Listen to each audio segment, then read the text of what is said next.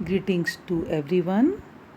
Myself, Dr. Linta Arora, Assistant Professor, Department of Botany, Government PG College, Bara, Rajasthan. Today we are going to discuss about evolution of seed habit.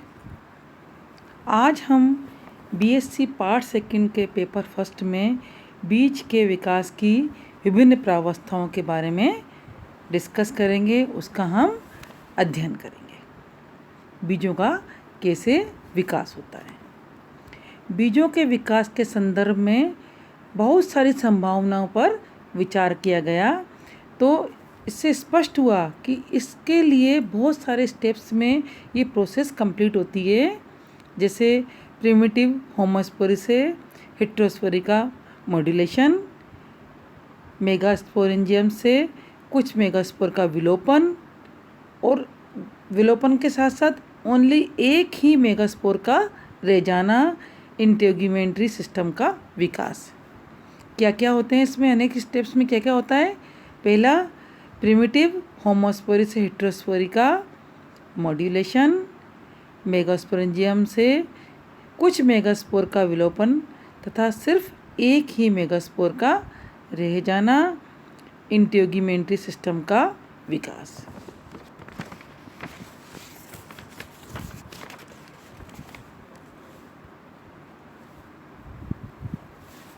अब हम आते हैं origin of integument in seed habit. इसके लिए कई theory दी गई। सबसे पहले थ्योरी दी गई सिनेंजियल हाइपोथेसिस। कौन सी थ्योरी दी गई सबसे पहले? सिनेंजियल हाइपोथेसिस। सिनेंजियल हाइपोथेसिस बेंसन ने 1904 में दी। इसके अनुसार बीजांडकाय के नीचे उपस्थित बंधे उपांगों से बीजाणुधानी के चारों ओर एक प्याले नुमा संरचना बन जाती है। बीजांडकाय होता है, उसके नीचे क्या होते हैं? पूरे में बंधे उपांग होते हैं। ये बंधे उपांग जो होते हैं, ये सारे के सारे आपस में जुड़कर एक प्याले नुमा स्ट्रक्चर को बना देते हैं। प्याले नुमा स्ट्रक्चर का फॉर्मेशन हो जाता है तथा बीजांडद्वारी छिद्र को छोड़कर शेष भाग में ये बंधे उपांग बीजाणुधानी के चारों तरफ जुड़ जाते हैं। क्या होता है? बीजांडकाय के नीचे बंधे उपांग होते हैं। ये बंधे उपांग जो होते हैं, ये बीजाणुधानी के चारों तरफ एक प्याले नुमा संरचना का निर्माण करते हैं। ऊपर जो छिद्र होता है, बीजाणुद्वारी छिद्र होता है, उसको छोड़कर ये बंधे उपांग जितने भी होते हैं, ये चारों तरफ से जुड़ जाते हैं। सिर्फ ऊपर का जो पार्ट होता है, यही ओपन रहता है। सेकंड हाइपोथेसिस दी गई न्यूसेलर मॉडिफिकेशन थ्योरी। जैसे जैसे थ्योरी आगे बढ़ती गई, मॉडिफिकेशंस होते गए। तो नेक्स्ट थ्योरी क्या है सेकंड नंबर की? Nucellar modification theory. Nucellar modification theory 1961 में एंड्रयूज नामक साइंटिस्ट ने दी। उनके अनुसार, एंड्रयूज के अनुसार, मेगास्पोर की संख्या में कमी आना तथा एक ही मेगास्पोर का उपस्थित हो जाना। एंड्रयूज ने क्या बोला कि जितने भी मेगास्पोर हैं उनकी संख्या में कमी आना, यानी कि अगर 2 या 3 मेगास्पोर हैं तो इसमें से सिर्फ एक ही मेगास्पोर उसमें प्रेजेंट रहेगा, बाकी सब क्या होंगे? ख़त्म हो जाएंगे। एंड्रयूज के अनुसार 2 मेगास्पोर में से मात्र एक ही मेगास्पोर रह जाता है। वे जीवित रहने वाले इस मेगास्पोर के आकार में क्या होता है? एक धीरे धीरे क्या होता है? वृद्धि होती है। वृद्धि होने पर ये मेगास्पोर क्या होता है? नीचे की तरफ खिसक जाता है। फिर नीचे स्थित वेस्कुलर स्टैंड जो होता है, वो 2 भागों में बढ़ जाता है, यानी वेस्कुलर स्टैंड का द्विशाखन हो जाता है। जो भी संवहनी धागे होते हैं, वेस्कुलर स्टैंड होते हैं, उनका क्या होता है? द्विशाखन हो जाता है। वेस्कुलर स्टैंड गुरु बीजाणु को चारों तरफ से घेर लेता है। फिर इस घेरने वाली संरचना के चारों तरफ क्या बन जाता है? एक आवरण बन जाता है। एंड्रूज ने क्या बताया, जो 2 मेगास्पोर होते हैं उसमें से सिर्फ एक ही मेगास्पोर रह जाता है। फिर ये एक मेगास्पोर जो होता है वो नीचे की तरफ खिसक जाता है। नीचे स्थित वेस्कुलर स्ट्रैंड जो होते हैं वो 2 भागों में बढ़ जाते हैं, यानी कि वेस्कुलर स्ट्रैंड का संवहनी धागे का द्विशाखन हो जाता है। द्विशाखन होने के बाद ये वेस्कुलर स्ट्रैंड गुरु बीजाणु को चारों तरफ से घेर लेते हैं। फिर ये घेरने वाली संरचना द्वारा एक आवरण का बन जाता है, इंटीग्यूमेंट बन जाता है। इसके बाद थर्ड थ्योरी दी गई टीलोम कंसेप्ट, टीलोम थ्योरी। जिमरमैन ने 1952 में टीलोम हाइपोथेसिस दी, जो कि मोस्ट एक्सेप्टेबल हाइपोथेसिस है टीलोम थ्योरी। टीलोम थ्योरी किसने दी? जिमरमैन ने 1952 में दी, जो कि मोस्ट एक्सेप्टेबल हाइपोथेसिस है। ये कौन से प्लांट पे दी गई? ये राइनिया नामक पौधे पर दी गई। तो ये राइनिया नामक पौधा होता है, इसमें टीलोम ब्रांचेज पर ये थ्योरी प्रस्तुत की गई, जिसमें कुछ टीलोम में फर्टाइल स्पोरेंजिया लगे रहते हैं। एक टर्मिनल स्पोरेंजियम के चारों तरफ कुछ एक्सेस में रिडक्शन हुआ तथा समाशिक गुच्छ बन गए। इस प्रकार सेंट्रल स्पोरेंजियम के चारों तरफ संवहनी बंधन टीलोम की रिंग बन गई, जिसके आपस में जुड़ने से बीजाणुधानी के आधार पर संवहनी अध्यावरण बना। बीजाणुधानी के शीर्ष का रूपांतरण हुआ ताकि वे पराग अभिग्रहण कर सके, पोलन रिसेप्शन कर सके। सबसे पहले क्या हुआ, राइनिया नामक पौधे पर टीलोम ब्रांचेज जो थी उस पर क्या हुआ, फर्टाइल स्पोरेंजिया लगी रहती है। एक टर्मिनल स्पोरेंजिया होती है, उसके चारों तरफ स्थित एक्सेस में क्या हुआ, रिडक्शन हुआ तथा समाशिक गुच्छ बने। इस प्रकार टीलोम स्पोरेंजियम के चारों तरफ संवहनी टीलोम की एक रिंग बन गई, जिसके आपस में जुड़ने से बीजाणुधानी के आधार पर संवहनी अध्यावरण बना। बीजाणुधानी के शीर्ष का रूपांतरण हुआ ताकि वे पराग अभिग्रहण कर सके, पोलन रिसेप्शन कर सके। इस प्रकार विकास में कई गुरु बीजाणुओं की संख्या घटकर कितनी रह गई, सिर्फ एक रह गई। इस प्रकार के डेवलपमेंट में क्या हुआ, विकास में क्या हुआ, कई गुरु बीजाणु थे जिनकी संख्या घटकर कितनी रह गई, सिर्फ एक रह गई। इंटीग्यूमेंट बीजाणुकाय से या तो जुड़ा रहा या स्वतंत्र रहा। अध्यावरण जो था वो बीजाणुकाय से या तो जुड़ा रहा या स्वतंत्र रहा। नेक्स्ट, स्टीवार्ड तथा रोथवेल ने 1993 में ये टर्म प्रपोज किया, प्री ओव्यूल। स्टीवार्ड तथा रोथवेल ने 1993 में प्री ओव्यूल टर्म प्रपोज किया।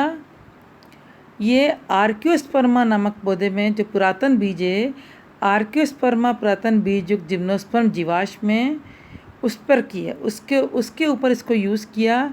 ये भी धारणा है कि क्यूप्यूल युक्त 2 बीज युक्त संरचना एक बीज युक्त संरचना से अधिक पुरानी है। बीजाणुकाय के नीचे स्थित बंदे उपांगों से बीजाणुधानी के चारों ओर एक अलग प्याले जैसी संरचना बन जाती है, जिसमें बीजाणु द्वारा छिद्र को छोड़कर शेष भागों में बंदे उपांग बीजाणुधानी के चारों तरफ जुड़ गए। इसमें क्या होता है, आर्कियोस्पर्मा पुरातन बीजयुक्त जिम्नोस्पर्म जीवाश्म में इसमें क्या होता है, बीजाणुकाय के नीचे जितने भी स्टाइल अपेंडेजेज हैं, बंदे उपांग हैं, ये सारे के सारे बंदे उपांग आपस में जुड़कर एक प्यालेनुमा स्ट्रक्चर का फॉर्मेशन करते हैं, कप शेप्ड स्ट्रक्चर का फॉर्मेशन करते हैं, जिसमें बीजांड द्वारा छिद्र जो होता है, माइक्रोपाइल जो होता है, उसको छोड़कर शेष स्टाइल अपेंडेज जो होते हैं नीचे की तरफ आपस में जुड़कर कप जैसा फॉर्मेशन करते हैं। सिर्फ ऊपर का जो भाग होता है वही खुला होता है, जो बीजांड द्वारा छिद्र का भाग होता है। इसके बाद नेक्स्ट आया है evolution of ovules from pre ovules. Evolution of ovules from pre ovules, ये एविडेंस जो है A.G. लोंग ने 1966 में दी, जिसमें टीलोम ट्रेसेस के बारे में बताया। ये जो evolution of ovules from pre ovules, ये एविडेंस 1966 में A.G.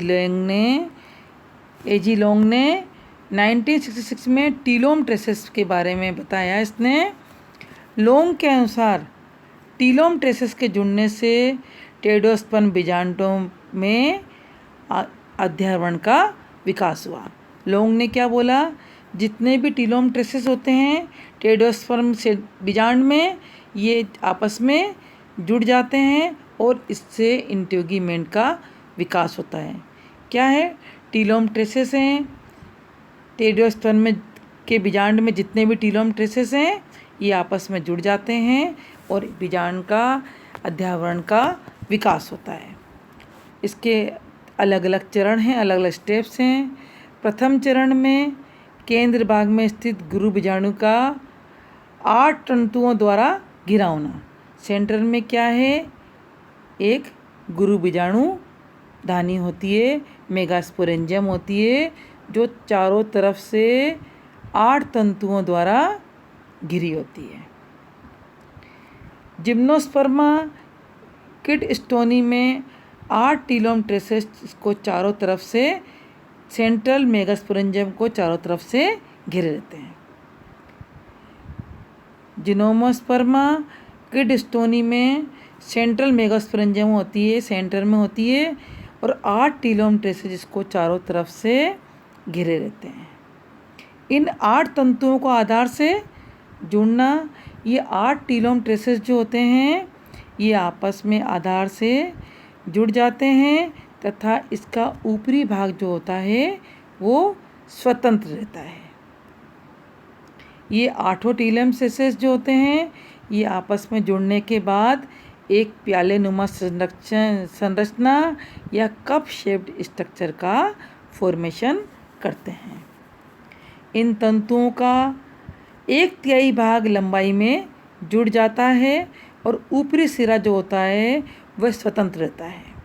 ये जो 8 तंतु हैं, जितने भी टीलोम ट्रेसेस हैं, ये आपस में जुड़ गए, 1/3 भाग में आपस में जुड़े रहते हैं और ऊपर का जो हिस्सा होता है ये स्वतंत्र रहता है। ये किसमें हो गया, जिनोमोस्पर्मा लेटेंस में ये स्थिति पाई जाती है। अब ऊपरी स्वतंत्र सिरे पर एक छिद्र निर्मित होता है जो बीजांड द्वार माइक्रोपाइल कहलाता है। इन 8 तंतुओं का पूर्ण रूप से जुड़ना, फिर इसके बाद क्या होता है, ये सारे के सारे 8 टीलोम ट्रेसेस होते हैं, ये पूर्ण रूप से आपस में जुड़ जाते हैं। ये किस में होता है, स्टेमनोस्टोमा हेटेंस में होता है। जैसे जैसे विकास होता गया, जैसे जैसे ये प्लांट्स के नाम आगे आगे इनमें विकास दिखाते गए। इस प्रकार अध्यावरण का विकास टीलोम ट्रेसेस के संयुक्त होकर बीजाणुधानी के चारों तरफ घेरने का परिणाम है। एक बार हम इसको फिर रिपीट करते हैं। सेंट्रल में एक मेगास्पोरेंजियम होती है जिसको चारों तरफ से 8 टीलोम ट्रेसेस जो होते हैं उसको चारों तरफ से घेरे रहते हैं। ये 8 टीलोम ट्रेसेस को चारों तरफ से घेर लिया। चारों तरफ से घेरने के बाद ये टीलोम ट्रेसेस आपस में जुड़ जाते हैं, लेकिन इसका ऊपरी भाग जो होता है स्वतंत्र रहता है। जैसे ही ये टीलोम ट्रेसेस आपस में जुड़ते हैं तो ये कप शेप्ड प्याले नुमा संरचना का डेवलपमेंट करते हैं। इसका 1/3 भाग जो होता है ये प्यारेलनुमा संरचना में जुड़ जाता है, लेकिन ऊपरी सिरा जो होता है वो पूर्ण रूप से स्वतंत्र होता है। अब ऊपरी सिरे में क्या होता है, एक छिद्र का निर्माण होता है जो कि बीजांड द्वार कहलाता है, माइक्रोपाइल कहलाता है। इसके बाद जो नीचे 8 टीलोम ट्रेसेस होते हैं ये पूर्ण रूप से आपस में जुड़ जाते हैं। इस प्रकार ये इंटेग्यूमेंट का डेवलपमेंट टीलोम ट्रेसेस के संयुक्त रूप से बीजाणुधानी के चारों तरफ घेरने का परिणाम है। यानी कि सारे टीलोम ट्रेसेस होते हैं ये कंबाइंड होकर, संयुक्त होकर, एक दूसरे से जुड़कर बीजाणुधानी के चारों तरफ एक इंटेग्यूमेंट का फॉर्मेशन करते हैं। इंटेग्यूमेंट का फॉर्मेशन करते हैं। इस तरह सीड्स का इवोल्यूशन ऑफ सीड हाइब्रिड, इस तरह सीड्स का इवोल्यूशन होता है। Thank you, thanks a lot, नमस्कार।